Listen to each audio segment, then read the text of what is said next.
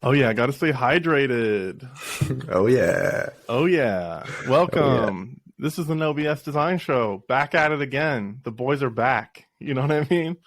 Always. Um, if you're new, welcome. Give us a like. It doesn't matter if you actually like the video. It matters that you're being nice. This week we're talking about money, which is obviously a hot topic because we need it to live and eat. So we're going to be going through a couple projects.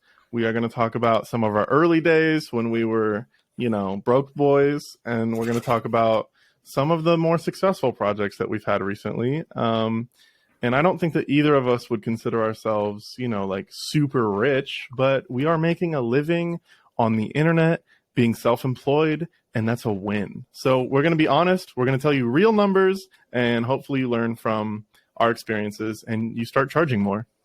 Yeah, absolutely. And I was thinking, as you were saying, as none of us consider us super rich, I was thinking I consider myself super rich. No, I'm kidding. Okay. That's a joke. That's a joke. Correction. Cut. Jonathan considers himself super rich.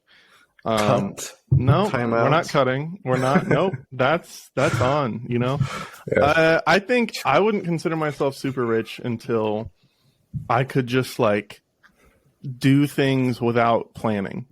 Yeah. Yeah. Just be like, I'm buying a car today. I can't just be like, oh, I'll do that today. You know what I mean? I could with a loan, but I'm saying cash. I can't just on a whim pay 50 grand, for example. You know what I mean? I think really rich people can do that shit. Yeah. I guess it's relative though, because if you're a billionaire, I'm sure there's certain things that you have to think about to buy. I'm sure you can find some $1 billion property somewhere. Yes, I know. But at the same time, if you make a decent salary somewhere in a nice area, in a nice country, I can see yourself considering yourself rich in the sense that you can pay rent or mortgage, depending on how 100%. you're set up. No, it's all relative. You're right. It is. And I think that so many people out there, their definition of rich is just surviving. They can live and breathe a little bit, and they don't have to be struggling month to month. And I've been there. I've been in that space where I'm struggling month to month.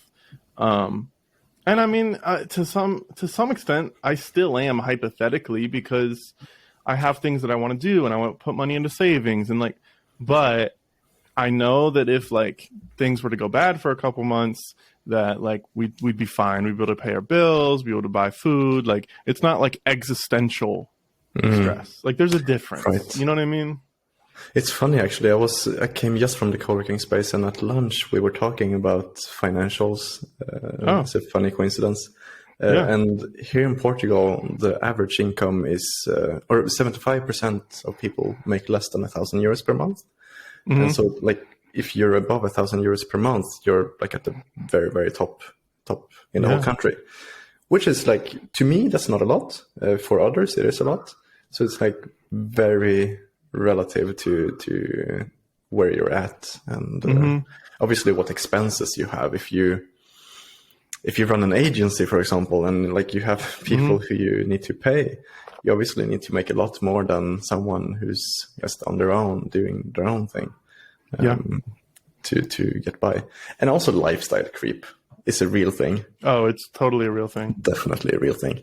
I mean, going back 1 year, 2 years, I never could have imagined buying lunch every single day, or ordering food at home almost every single day.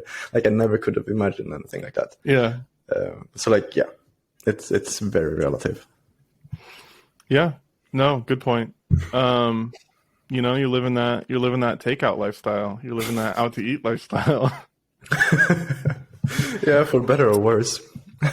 So do you want to start by both of us talking about how we got started in freelancing and how much we were making way early? First 3 months type thing. You know what I mean? Yeah, let's do it. Who should go first? Yeah, you go first. Let's first. do the beginning. We'll both do the beginning, and then we can both do the progression. Yeah, sounds good. So for reference, I've only been freelancing full time with Webflow development and design for, I think I'm closing up on 10 months, so less than a year. So I guess you can consider me new still. But so going back, I'm 23 right now, and ever since I was maybe 18, 19, I've always tried to get into freelancing, not specifically Webflow, but something with design. And so I've always tried to do things like either through Fiverr or Upwork, things like that. So I was getting shit pay for shit jobs, basically. But what I was doing was getting experience. And so what kind of work were you doing at that point? Was it Webflow work or was it general design work? It was not Webflow at that point. I've only been doing Webflow for maybe 2 years. So this is before that. Yeah. Okay. Yeah, this is even before. This is very traditional graphic design? Were you doing print work at all? Not print work. I've always stayed away from print work because it's a pain. But what I was doing was social media design, designing posts and content for social media. Some online graphics, I guess, for websites in a way. So a bit of graphic design. But I was for example, if I would give a concrete example, I remember doing these social media packs where I designed 10 to 15 different templates for social media. And I was getting paid 100 euros for those. And for the whole pack, for all of them combined? Yeah, for all of them. Okay. Yeah, which is not a lot. I remember I was still happy about the money. I wasn't. The money wasn't the thing that I was happy about. What I was happy about was that someone was actually even willing to pay me anything at all. Someone comes to me for professional services saying do they want me to help? Wow. Yeah. And so that's what I was happy about. I think that's a good point because I think it's really important to anyone listening to say that if you've been paid $1 for whatever work you're doing, you're a professional now. Seriously, it starts that little, and that seed you can grow. Absolutely. Yeah. So that's kind of where I got my start in random design jobs through Fiverr and Upwork. Moving from there, this was obviously not my main thing. I was having other daytime jobs, and I was just pursuing this on the side. Jumping a few years, I eventually, after a while, I started getting away from taking on freelance gigs, and I was just practicing on my own, making my own fake projects. And I think that was probably the best choice I ever could have made, to build my own things, real actual stuff that I could show potential future clients. So I was working on building my own. I've tried everything. I was selling custom designed dog socks at one point. I've told you about this, I think. I was selling drop shipping. I think it was cases for AirPods, those fun little cases. Yeah. So I was drop shipping that. So I was learning these design, marketing, different aspects of the online world. And with all of these combined, I obviously after a while could apply those to some actual real work for an actual client. And so it was through those that I got my very first real job that I actually wanted to do, which was in marketing, full-time marketing position. And so that was about 2 years ago now. And that's where I really got into Webflow. I think that's around the same time that I even discovered it. So while I was doing this full-time marketing job, I started taking it more seriously, that I actually want to do something professionally with web design specifically. So I started taking it more seriously, dedicating more time to actually learning the tool, actually pursuing different gigs through different platforms, mainly on Twitter and LinkedIn. I think I was still on Upwork quite a bit. And so after a while, I got my first real client through Upwork. It was a project for a full website build. It was development and design in Webflow. I was getting paid €1,000, which was not a lot, but still a big step up to do full design and development on several pages. Several pages. So it was, I think it was eight pages in total. So I mean, looking back now, it's not. I would never take on a project like that now for that amount of money. But still, at the time, it was a massive step up from what I used to get paid. Like €100 for a lot more. Yeah, and I mean it's a step up in that like it sort of unlocked it for you. Like I think there's this, you hit this point where it's like, well, no one's really going to pay me to do this because I'm not good enough or I don't have enough experience. But then someone does, even if it's just, even if it's $500 or whatever. But it sort of gives you that confidence to be like, okay, now I can start like going after bigger and like, right, it's important. Exactly. Yeah, because I remember because I remember it was like a custom request through Upwork. If you're familiar with Upwork, how it works. Yeah, okay. So it was a custom request through Upwork. And so I had to give a specific price for this specific project. So what I did was at first I was like, well, let's just put a low price to like actually get the job. So I was thinking at first 500, like 600 maybe if I stretch it. But then I was like, well, no, I actually want to do a good job and like can dedicate time to this. So let's just do what I feel is a good number. So at the time I felt 1,000 was a good number. And I remember being nervous sending that number to the client. Like, how long did the project take you? Like, how long did the work actually take you? Do you remember? It was hell doing that project. Really? The project was tough? Like, it was so bad. Like, in what way? What was tough about it? The client was horrible to deal with. He had so many tiny requests, and like everything needed to be exactly the way he wanted it to be. And it didn't matter if like I said from my like professional opinion saying like, well, it's better if we do it this way instead. Dude, it's so weird. It's so backwards because like in my experience, those lower paying projects that you're like, I'm really going to do it cheap for them and I really want it. Like you're excited. It's a, small project, but like, you're not being paid a lot. Those are the ones that will just like beat you to death over edits. Like, but then I'll have like a big corporate tech client and they're paying like, like 15 grand or something. And they're like, yeah, whatever is fine. And it's like, what? Like, it's so crazy. It's so crazy. It's super weird. I've had the same experience. Like it's always the low clients that are the worst. And I think here's what it is. They trust you because they're paying you a lot of money so that they don't have to think about it. They're like, I don't want to think about it. You think about it. And they're paying you and they're like, just do it. Do it right. And they trust you. And that's so nice. Yeah, it's so nice. And I also think the difference is that someone paying you €1,000 versus, let's say, 10,000 is like, if they're paying you €1,000, that's probably a large percentage of what they have available. Versus for a small business. Paying you. Yeah, exactly. Yeah. Like that's a lot of money. It is. I don't want to sit there and say like €1,000 is nothing. Like it's money. It's good money. It's a lot of money. I get it. And if you're a tiny business and if you're monthly, you're only making like $1,000 a month over your expenses. Well, that's a lot to spend. Yeah, I get it. Yeah, it is.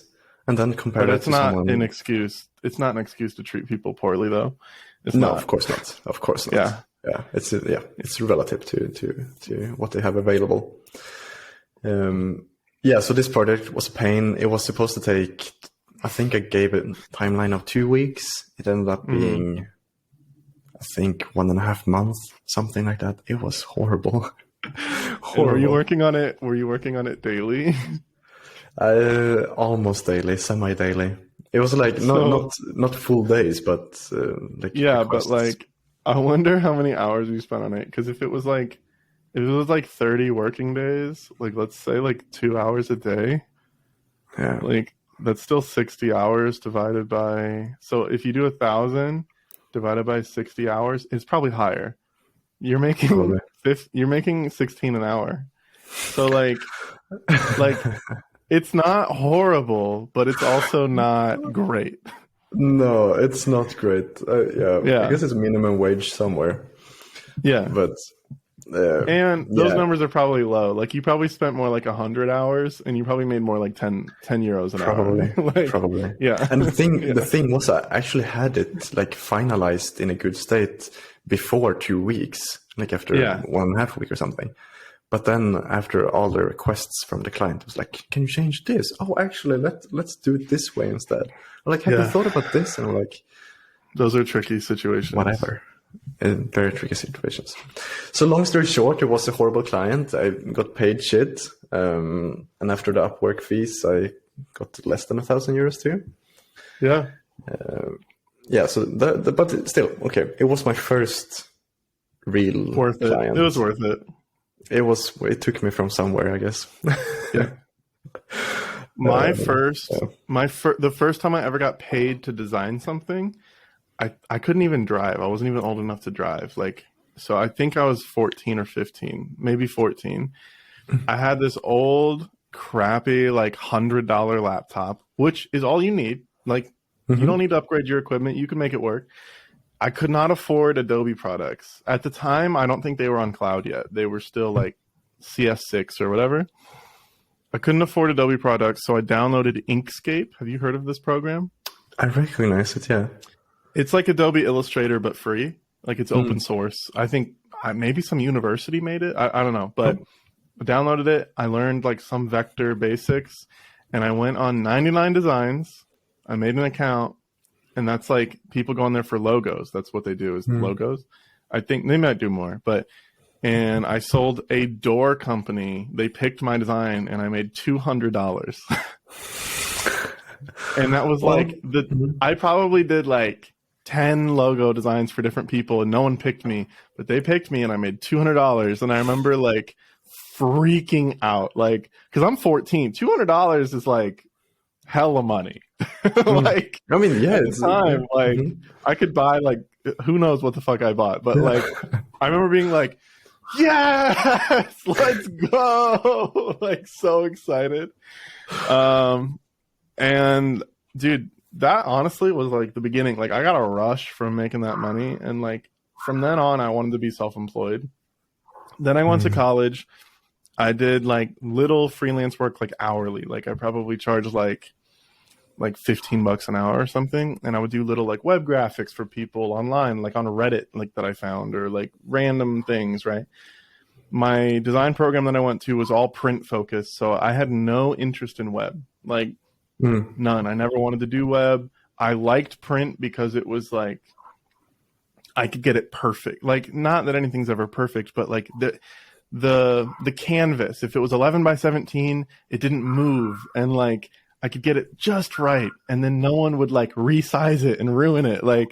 I was scared of sort of the responsiveness of web, right? Right.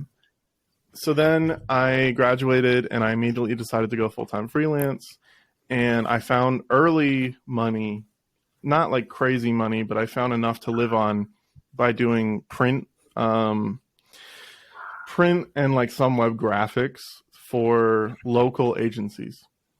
Local ad agencies. So I think I was charging 40 an hour, which was enough to survive on. I was making, I don't know, the first month of freelancing, I think I just made a couple $100.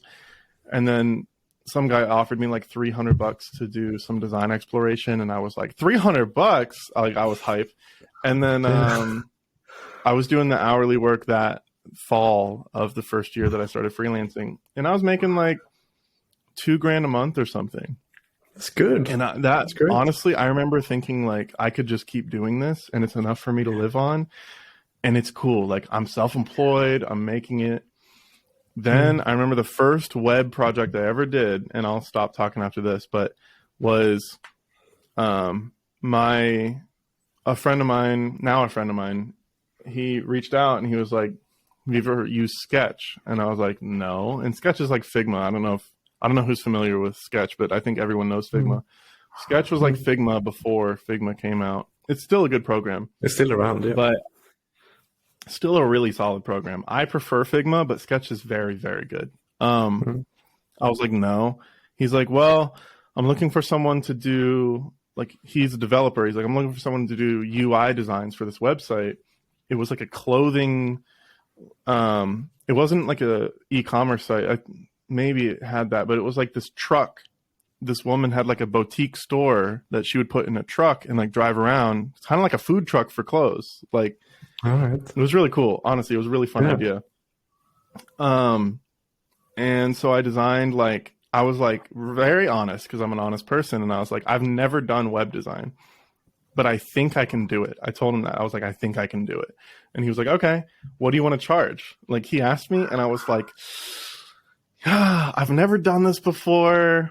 It was like 5 pages. He wanted a desktop design and a mobile design. And I was like, can you do 600? And he was like, definitely. Like, he's like, yes. And he's like, and, you know, there's great people out there. He was very real with me. He's like, this is the first time you've done it, so 600 is fine. But he's like, in the future, charge me more. And I was like, okay, like, thank you for telling me that. Like, I love that. Like, I really appreciate people who are that way. And I try to be that way, right? Like, be honest with the people that I hire now to work with me. So, yeah, I designed like 5 pages or something in Sketch for $600. And it turned out really good. Like, I still like the project. It turned out great. So that's awesome. How I got my start. Yeah. But like you said before earlier, there's something about the feeling of like the very first time you get paid for something, like a professional service. Yeah. There's something special about that feeling. Like, you feel validated in a way. Like, what I do, someone values. It's not just me who thinks that I do some kind of good work, at least. Yeah. But yeah, it's a good feeling. It's a boost. And it's kind of addictive. It's very addictive. Yeah. And for me, I mean, the reason that I went in, I don't know why you went into being self-employed, but the big reason for me was freedom. Like, I wanted the I hated feeling like I was stuck, and I just wanted to be able to be like, okay, if a friend needs something in the middle of the day, I can show up. If I want to go work from a coffee shop today, I can do that. If my wife, who's a teacher, if she's off school, like, I can hang out with her. Like, I can go out and go to Target. Like, I can do those things. I know it sounds like silly, but like, they're worth an insane amount of money to me, because that level of freedom, I wouldn't trade it maybe for anything. Yeah, no, freedom can't be bought. Or freedom can't be valued. I mean, sorry, I meant. Yeah. I mean, I don't know if that, like, was that a major motivating factor for you? For sure. That's really the only reason, or at least the main reason why I went into freelancing, or why I want to be self-employed. Yeah. Like, I don't know. I don't know if it's good or bad, but I have a really hard time with someone else deciding what I do in a day. Like, I need to be able to completely decide or control my own days, you know? I completely relate. And it can be simple things like, if I want to snooze a bit longer in the morning, I can do that. That's fine. And it can also be like, well, if I want to travel to a completely new place just randomly because I felt like it and I booked a flight the day before, like, I can do that because it doesn't matter. So like, I want that freedom. I need that freedom to feel happy, really. Like, that's a massive I feel part. The same way. Yeah. I feel the same way. And I wonder if there's people who don't feel that. Because, like, you and I, we're kind of an echo chamber right now, because we really have the same experience with this. Yeah. But I wonder if there are people that are like, no, the consistency of the paycheck is worth sacrificing that freedom, and I'm fine with that. And if that's you right now, like, whoever, if that's you, no hate, like, do whatever makes you feel comfortable. I'm cool with that.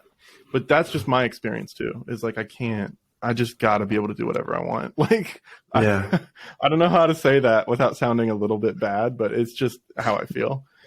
Yeah, no, I completely agree. And I think there's some psychology behind it too, because I think I've told you about this before, but there's some studies showing how motivation works like naturally, psychologically in people. If I love doing something, for example, if I love doing web design, that's something I would do in my spare time because I enjoy it. So it's a hobby. But then if someone pays me or someone create an external motivator for me to do web design, that takes away from my, it's called intrinsic motivation, so internal motivation. That takes away from that. So it's basically intrinsic and I think it's called extrinsic, something like that. External, maybe? Yeah, basically that's what it means. Internal and external motivation. Okay, so I've never heard the word extrinsic, but yeah, there's something like that. Well, regardless, it's like if I love doing it, the love I feel inside, that's internal motivation, and then and someone paying me, that's external motivation. And so there's studies showing that when someone puts up external motivators, it takes away from the internal ones. And I think that's kind of what you and I are feeling with. Yeah, but you're still getting paid. You're still getting paid to do web design. Like, let's use that as an example. Like, so does that take away from it for you? Like, I'm just curious. I'm trying to like figure out kind of what the concept is. It can at times, yeah, for sure. I can, like, even though I love what I do professionally, I can feel at times that, well, it's fun, I enjoy what I do, but like it's for someone else, if that makes sense. Even though I'm completely on my own and like freelancing, I'm still doing it for someone else. Someone else is paying me for the service. Like, I wouldn't do this specific website unless someone is paying me, if that makes sense. Yeah, but I think that the level of dislike would be like 10 times higher if they were also telling you, right? Because right now they're telling you the site to design, the style, whatever. But if they were also telling you where to be at a specific time, it would be like 100 times worse. No. Yeah, no, I wouldn't. That's too much. Yeah, it's a give and take. But should we continue on more stories? We were at the beginning. Yeah, do you want to let's talk about some recent projects that, you know, we consider to be, you know, financially better. Because, and also like, I'm just going to put an asterisk on this whole thing. I know the project that I'm going to talk about, I think, is a good example of a lot of projects that I've done. It's not the highest paying project I've ever had, and it's not the highest bid that I've ever put out, whatever. And the more I hear, like, anytime I talk to or see on Twitter, like, people sharing numbers, I'm always surprised either one way or another. I've had examples where I've seen like, you know, accounts that I would consider successful, and they've shared numbers, and I've been like, oh, that's significantly lower than I thought it would be. I've also had experiences where I've seen people share numbers, and I'm like, you're charging that much? Like, I got to raise my prices. So I think no matter where we fall today on this discussion, in a year, these numbers could be completely changing. And in 5 years, I would expect them to be completely different too. And that's fine. That's okay. You know, part of what we believe in is just being honest now, here, and that can change. Yeah. And also, like, our numbers can change. Yeah. And also, if you have a big number, like if you get paid a massive number for a project, that doesn't mean that the project is worth doing necessarily. Because you can get paid, let's just make up a number. Let's say you get paid 10K for something. That website could be a massive, massive project. Like, maybe it's all kinds of custom solutions. There's translations. It's like 100 pages. There's copywriting. Animations there's everywhere. Animations. Yep. It's like all these custom things that need to be done, and you're the one who needs to do it. So then maybe 10K isn't actually that much for it. So it's not worth it. But then you can have a project for 2,000 euros or dollars or whatever currency you have. Yeah. And that project can be a lot more worth doing because maybe it's just like a landing page or like some fixes. It might already have a design. It already has copywriting. You're just, it's not, you could lose money. I mean, I've literally kind of experienced this. You could maybe not lose money, but not really make a lot on a 10K project. I've made more money on some 5K projects than I have on some 10K projects. That's true. Right. That's literally true. Because if I, as a studio owner, if I take a 10K and then I hire a writer and then maybe I'll do design or dev myself and then I'll hire the other one. So maybe I'll hire designer, I'll hire dev. Like those costs add up, right? Like, because I pay people well and I believe in that. Like there are 5K projects where I've sent more money home than some 10K projects. And that's crazy, Yeah. Yeah. And it's kind of similar for me, but in a different way, because since I'm on my own, I don't pay other people to do like parts of my projects unless certain circumstances, but normally I don't. So for me, it's not that I lose money necessarily. It's more that I lose energy, because if a 10K project takes way longer than it's supposed to, and it just drains my energy. Yeah, like it's not fun. Time. I don't enjoy what I'm doing. It's like, why am I doing it? You lose money. I primarily lose time and energy. It all comes down to time, I think, but time and money are very closely linked, and I don't charge hourly anymore. Everything is project fee, but if I take a 5K project and I spend 20 hours, or I take a 10K project and I spend 500 hours, I'm making way less money per hour. You know what I mean? So, yeah, for sure. Okay, you want to give some examples? Yeah, let's give some examples. What's your asterisk? I was going to say we should definitely do an episode on hourly versus fixed value and all. Completely. Very interesting conversation. And we could talk about the whole sort of popular thing with like monthly, those monthly subscription styles. But, yeah, definitely. Yeah, that's a side note. So, some recent projects that I've done that I consider well paid are, so I guess the most recent one that I'm very happy with the pricing of is a client that I've worked with in the past. I've done 2 websites for already, so we're very familiar with each other. It's let's see what I can say without giving it away. It's a event organizing company. So they organize events for clients. Yeah, we're not giving names just to maintain privacy for our clients. Yeah, exactly.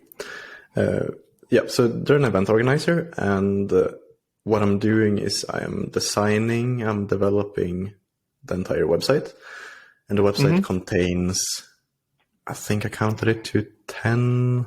That's not an exact number, but around 10 pages. Sure, some of that is CMS pages, and also building a small component library for this client, for this website. Component libraries are very time consuming, by the way.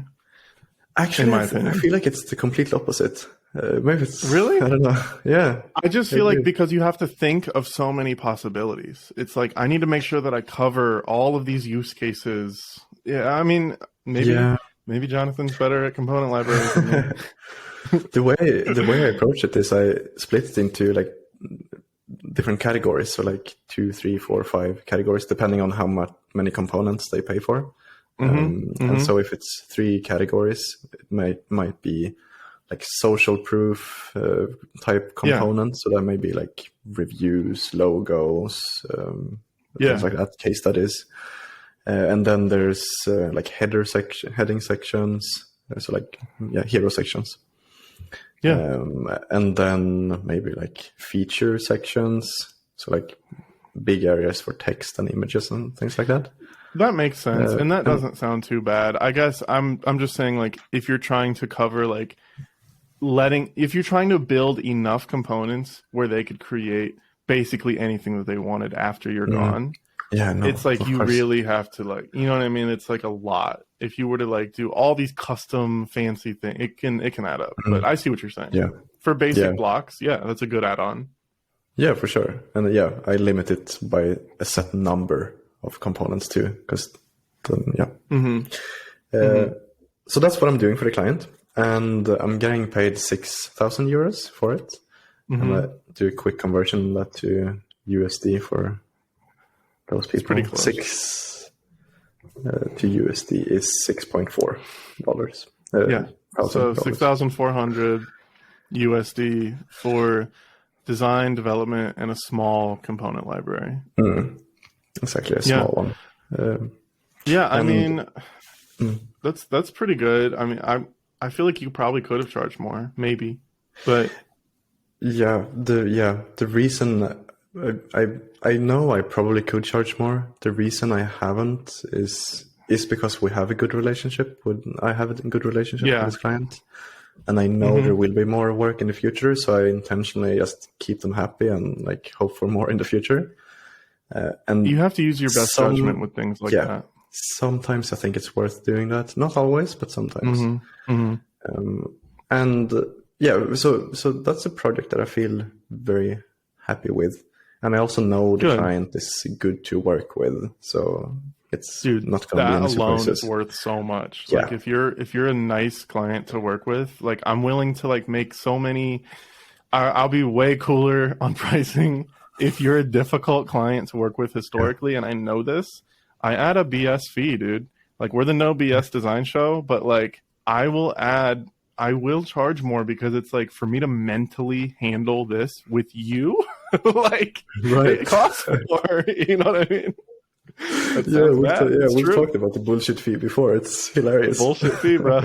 Yeah, that's cool though. That's cool.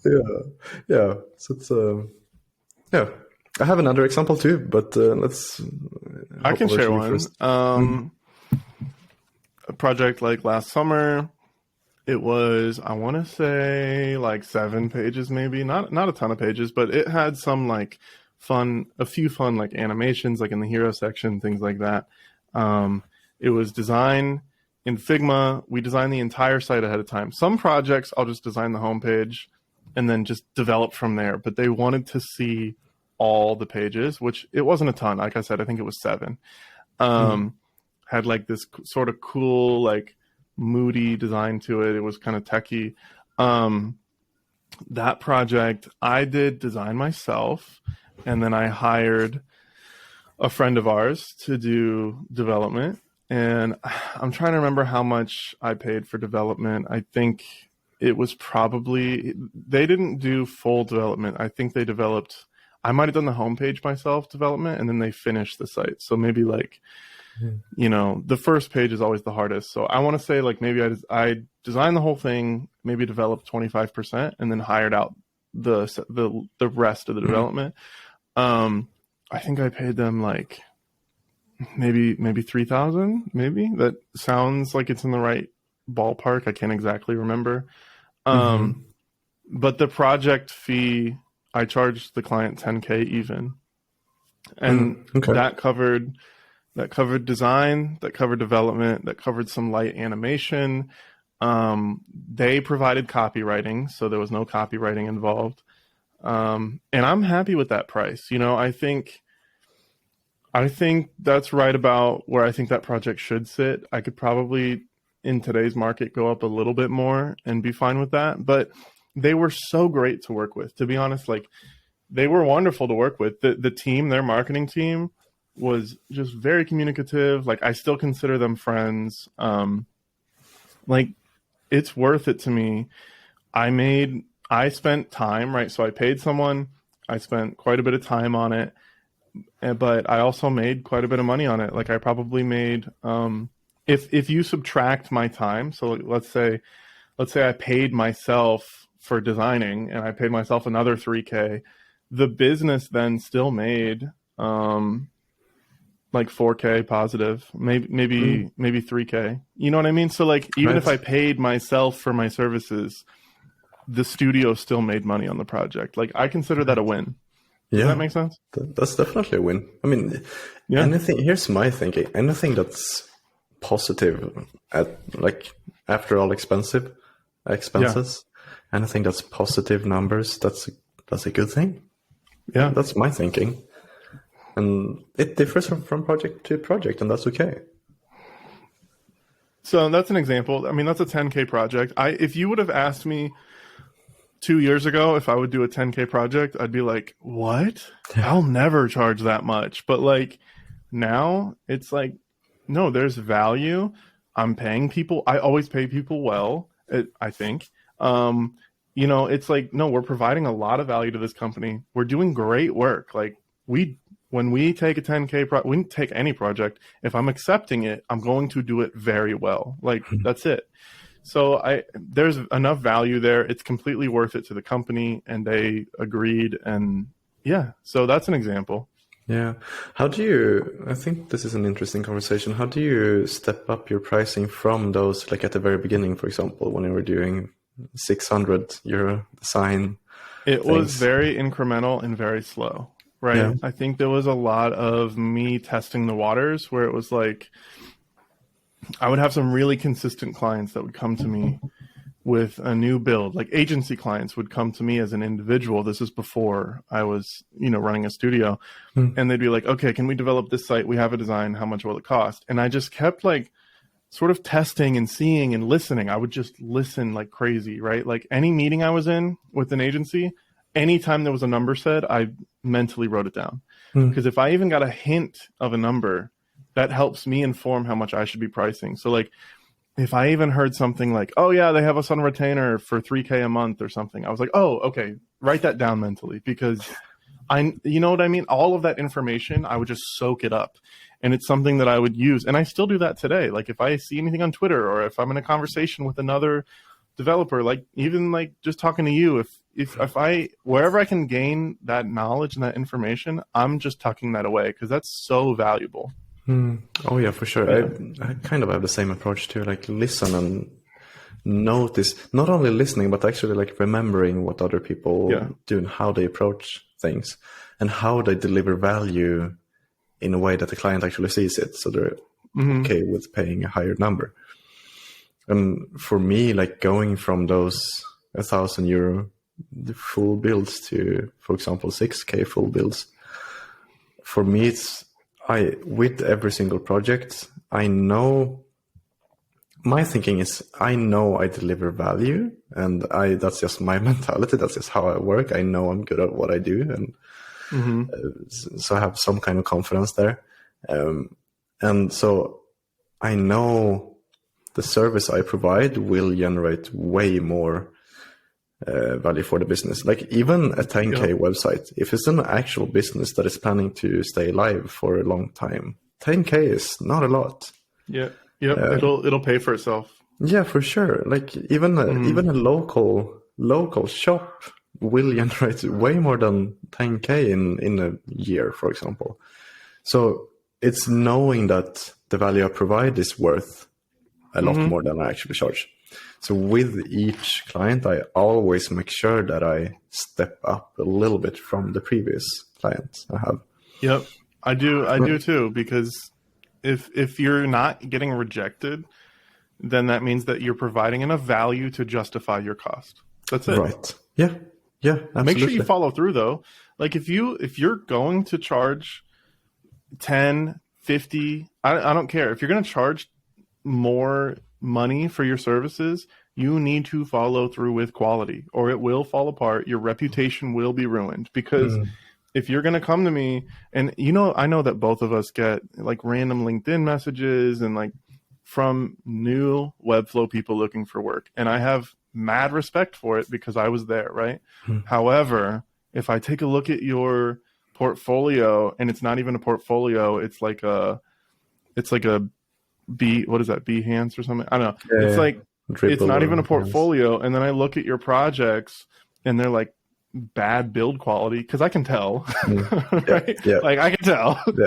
Then like step up your game before trying to come for work, because I'm not going to hire you if your work isn't stellar. I can't, because then it'll make me look bad. Like I can't. And if you're going to charge 10K, make sure that you're providing just like fucking perfect work. I'm serious. Like, do it well. Yeah. And it takes forever to build up a reputation, a good reputation, but it takes 1 second to break it down. Like it's not fair, but it's the way it is. Maintain quality. Like, otherwise, quality. what are you doing? What are you doing? Yeah. And that's why I'm so picky with people that I hire to work with me on projects for Absurdity, because if you fuck up, then I look bad. Like, and then I might lose a client that maybe would have worked with me for the next 10 years. Like, I have to be very picky because I have to, you know, like, so. Yeah, it's just the way it is. And like, I always make sure that whatever I deliver, like whatever final product I deliver is, to my knowledge at least, the very best I can deliver. Like, I don't cut any corners. And I know. That's why I like you. That's why we're friends. Yeah. But no, I mean, that's sort of joking, because we'd be friends. I think that you and I would be friends no matter what. Yeah. However, there's something about your, like, the people that do the work the way that I'm just describing, the way that we're discussing, like, those people have a certain quality, which is like, they care about their craft. And it's hard for me to really be friends with someone who doesn't feel that way. And it's not just about web design. I mean, whatever it is that you do in life, like, I don't really care what you do, but do it well. Like, those types of people are the people I get along with. The people who are like, whatever, I did it halfway, but it's fine. It's like, I can't even like have a conversation with you. Like, I don't know. I'm so afraid that I sound rude. I'm not trying to sound rude. There's just sort of this quality that I'm talking about. No, I don't think you sound rude. I think it's just about having pride in what you do and like taking responsibility for what you do. Like, you're not, I mean, yes, I'm partly in it for the money, but I'm also in it because I love what I do. So like, yeah, it's you can't just take the money and go, you know. But going back to how like we increase prices and stuff, I also a common thing I hear about increasing prices with clients is that, well, what if the client says no and I lose it? I lose the client. That's always going to be a risk if you say a high number. Know that there will be a risk that the client might say no and walk away. Like, that's a possibility. But at the end of the day, if that client does not align with, and it sounds so cheesy, but if the client doesn't align with the direction that you want to go in terms of business-wise and professionally, maybe you shouldn't work with that client anyway. And I get it. Sometimes you need money. That's perfectly fine. And if you need money, it depends on where you're at in your career. Yeah, I think. Exactly. It depends on where you're at. Yeah, I guess I just wanted to mention that because it's a common thing. We've both been desperate enough to take. I don't even care. I'll take it. Like, we've both been there, and I'm not there now, thankfully. But I could easily be there. You never know what's going to happen in the world and the economy and all these things. Like, I could be there again in 3 months. Who the fuck knows? But like, I hope not. Yeah. But there's also this thing called opportunity cost. Like, if you take a bad project and you end up with a client that just sucks the time out of you, right? Like, you completely have lost the ability to like do anything else because they're just always like, that's going to take away a lot of opportunity to do other projects that would probably be way better all the way around. You know what I mean? So you have to consider that too. It's not just this project, it's the loss of time that you can spend on other projects. That's a cost as well. Oh yeah. And on the other end of that is like, if you, for example, in my high paying case, like, you can get paid less for one project, but with the expectation that it's going to be more in the long term. So it's a win in the long term. So there's like, that can be risky. There has to be a level of trust involved, I think. Yeah, for sure. Yeah. And you really have to trust them and like them. Totally. Yeah. So there we go. We shared some numbers, man. We did share some numbers. It's an interesting conversation. And I wish there was more talk about numbers online openly. Yeah. That's why we're doing it. No one else is doing this, people. No one else is leading the charge. Who else is sharing numbers like exactly. this? Exactly. You know what I'm saying? No one else is doing this. This is the No BS Design Show, baby. This is where you need to We're come. We're leading the charge. Oh yeah. Transparency. We're leading by example, people. I'm calling it now. No BS Design Show for president. 2020. What is it? Dude, can we co-president? Like not president and vice president. Like we'll both be the president. Yeah, definitely. You know, Sweden and US have a great political relationship, so I think we could work something out. Wait, let's merge the countries. And just build a giant bridge between Sweden and the giant US. Bridge. You and I will both get on TV. We'll have like one mic, and you talk in Sweden, and I'll talk in Swedish, and I'll talk in English at the same time. Not back and forth. We'll just both talk at once. What do you think? Yeah, sounds like a great idea. Great idea. Let's test it really quick. Let's both real quick tell our native language that we're raising the minimum wage. Ready? Okay. 1, ready? 2, 3. Okay, so hey everybody. So we're actually going to raise the minimum wage. Right? We're raising it to $50 an hour. Okay, $50 an hour. Doesn't matter what you do. No companies are going to have any money. Like, we're going to ruin the economy. But it's a really good idea. Like, mentally, it's a good idea. And we love you and good luck. Därför så kommer vi höja lönen. What do you think? What do you think? I think it works perfectly. I could barely think while talking.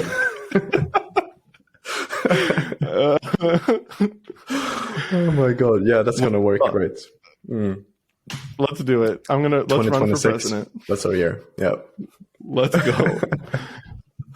Hey, thanks for sharing. I know that it's always it's a little nerve-wracking sometimes to share real numbers, but I think that information is so valuable to everyone out there getting started. It really is. It was to me when I learned stuff like this. So hopefully we can help other people. Yeah, and thanks everyone for listening. And we should do the YouTube thing. Like, subscribe, and all of that. Comment. Please like and subscribe. Comment below if you have any questions that we can answer in future videos. If you're like, I'm sure that we're leaving something out that's really valuable. So if you have a question, you're like, what are they doing about this? Just ask and we'll try and cover it in another video. Yep. Yeah. Share with your friends. Love you guys and ladies. Love everyone. Love everyone. Everyone. All right. Thanks for listening. All right. Bye. See you guys.